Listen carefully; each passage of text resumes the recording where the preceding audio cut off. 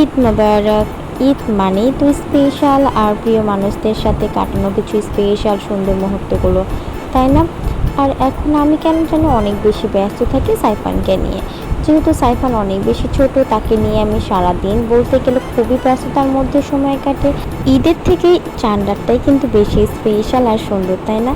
চাঁদ রাতে রাত মানেই কিন্তু আমার কাছে সবসময় অনেক বেশি স্পেশাল মনে হয়।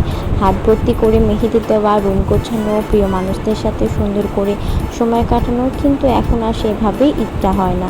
কারণ লাইফে অনেক কিছু চেঞ্জের কিন্তু হচ্ছে, অনেক কিছু হয়।